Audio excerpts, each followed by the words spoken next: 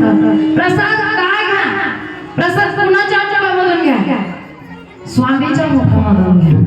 का षडरिपूचा नाश करायचा आहे. माय काम क्रोध लोभ मोह दंभ आणि अहंकार याने मलिन झालेलं अंतःकरण आहे आपलं.